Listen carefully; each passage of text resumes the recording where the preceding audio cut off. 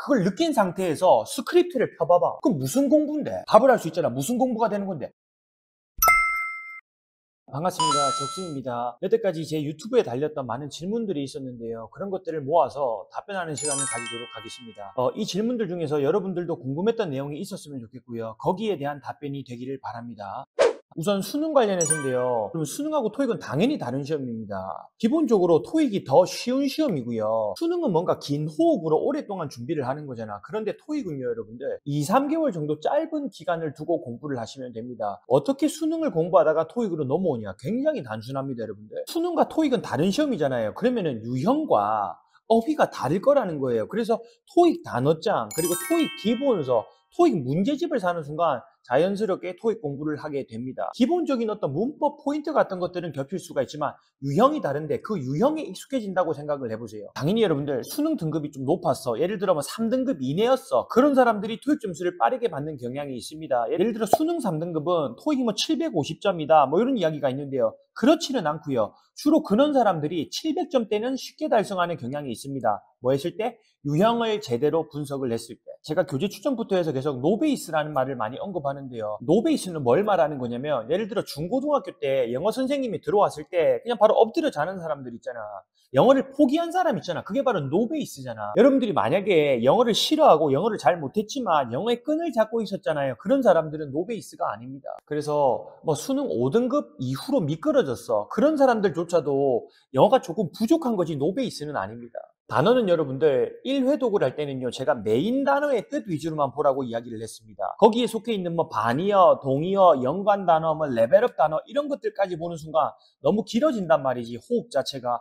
그래서 여러 번 회독한다라는 생각으로 빠르게 1회독 때는 메인 단어 뜻만 보시고요. 그 이후에 회독을 할 때 이런 단어들을 추가해 주시면 되겠습니다. 하루에 단어 양을 제가 정해주는 건 그런데요. 최소 50개에서 최대 200개 정도 하시면 됩니다. 그것보다 더 많은 단어를 외운다면 단어만 외우게 되는 거잖아.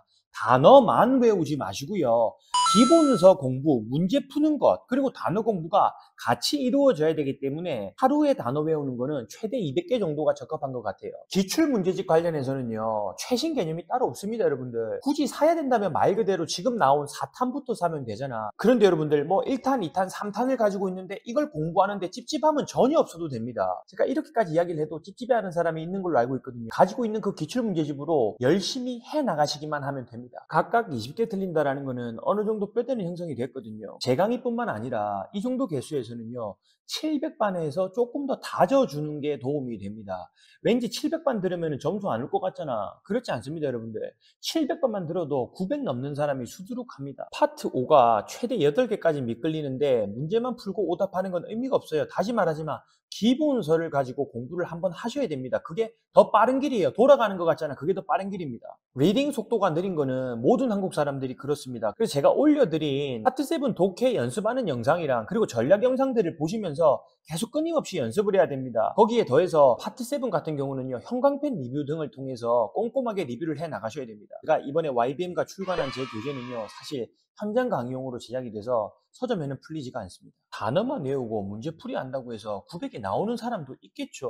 그런데 이거는 기본서는 죽어도 하기 싫다라는 마인드잖아. 기본서 하는 게 훨씬 더 빨리 갑니다. 이거는 저한테 지문을 보여주셔야 되는데요. 아마 1번 문제가 주제 목적이었거나 혹은 그 지문이 뭔가 항목화가 걸리면서 그 표 항목화 부분을 건너뛰고 다른 데 나왔을 가능성이 있거든요.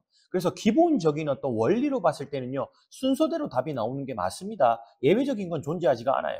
물론 뭐 예외가 있냐라고 물어본다면은 가끔 나올 때도 있겠지만 그냥 100문제 중에서 99문제가 순서대로 나온다라고 보시면 됩니다. 파트 1, 2는 풀자마자 바로 마킹하잖아요. 근데 파트 3, 4는요. 문제와 보기를 읽어야 되는 시간을 확보해야 되기 때문에 제가 마킹을 하지 말라고 가이드를 합니다. 보통 일반적인 실력일 때는요. 근데 정말 이제 고득점자용으로서 마킹을 하더라도 문제랑 보기를 읽는 시간이 충분하다라면은 당연히 마킹을 바로 해도 되는데요.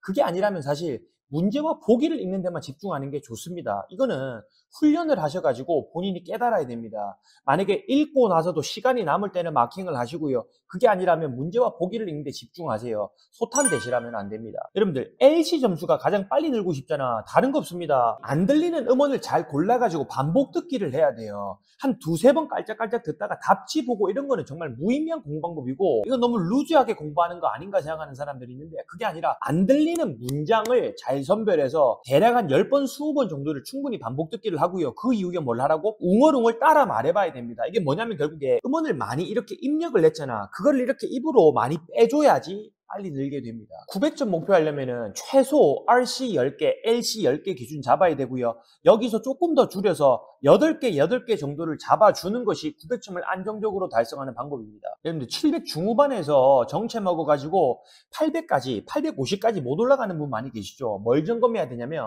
주로 문법 암기를 점검을 안 합니다. 왜? 어느 정도 지금 이해를 하기 때문에 700 중후반을 달성을 했거든요.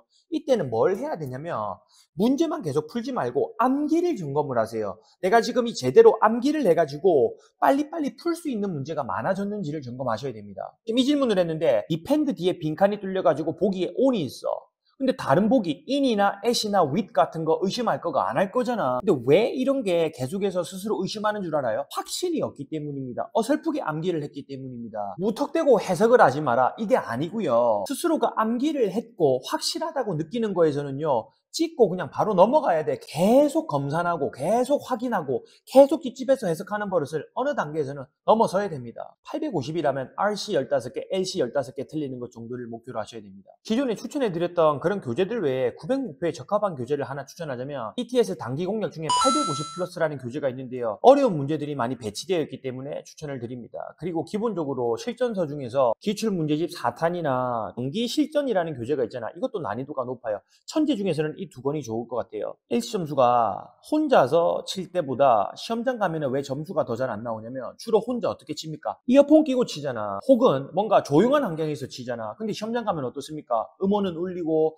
갑자기 옆에서 소음 발생하고 이런 환경이잖아요. 그래서 되도록이면 할 수 있다면은 뭔가 터지는 환경에서 시험을 치르시고요. 근데 현실적으로 뭐 도서관이라거나 스터디 카페라거나 뭔가 다른 사람한테 피해를 주면 안 되는 상황에서는 이어폰을 끼고 하는 것까지야 너무 찝찝해할 필요는 없을 것 같아요. 결국 요약은요, 시험을 치는 환경 자체는 최대한 에어팟을 끼지 않으시는 게 좋고요. 근데 만약에 틀린 음원을 리뷰하고 반복 듣기를 할 때는 에어팟을 끼든 그냥 터지는 환경에서 하든 크게 상관이 없을 것 같아요. 중요한 거는 심리적으로 준비를 잘 하세요. 실제 시험장에서는 이거보다 더 열악한 환경이라는 거를 계속해서 인지해두고 이미지 트레이닝을 하는 게 굉장히 중요합니다. 이제 이 문제는요, 그냥 이렇게 요약을 할게요. 선생님, 틀린 문제는 제가 리뷰를 하는데요, 맞은 문제도 제가 리뷰를 해야 하나요? RC, LC 공통으로 여러분들 맞은 문제 중에서 뭔가 본인이 찍었던 문제나 어려워가지고 헷갈렸던 문제 있잖아. 그런데 맞히기는 했어. 그런 문제는 거의 틀린 문제 취급하셔가지고 리뷰를 해야 됩니다. 그럼 반대로 조금 쉽게 맞힌 문제는 어떻게 해야 되냐? 정말 있잖아, 빠르게 시간 많이 안 걸리잖아. 그냥 아예 그냥 넘어가기는 그렇잖아. 그냥 한번 슥슥 봐주는 느낌으로 보고 지나치는 것이 스스로에게 도움이 될 겁니다. 대가리 있다. 아, 선생님 이거 제가 아는 건데 틀렸어요. 아, 이거 다시 보니까 맞힐 수 있는데 이런 거 있잖아. 그것도 실력이다. 시험장에서는 계속 쫓기는 환경인데 시간이 부족할 거란 말이야. 그래서 뭔가 빨리 푸는 환경이잖아. 그런데 그런 것들을 못 버텨내고 계속 틀린다라는 거는 실수가 아니라 실력입니다. 만약에 정말 있잖아, 10세트 중에서 딱 한 번 발생한 이슈라면은 실수가 맞거든. 근데 매 회차마다 계속해서 이렇게 틀리는 게 있다라는 건 실수가 아니라 계속해서 그런 어떤 습관이 형성이 되고 있다라는 거예요. 스스로에게 주입을 해야 돼. 예를 들어 내가 제옥이잖아. 그럼 난 이런단 말이야. 교재 적는다고. 재호가 너 너무 지금 빨리 풀려고 아는 문제를 틀리고 있어. 이런 식으로 실수를 줄이기 위해서 스스로가 계속해서 압박을 가해야 돼. 그래야지 실수를 줄일 수가 있어요.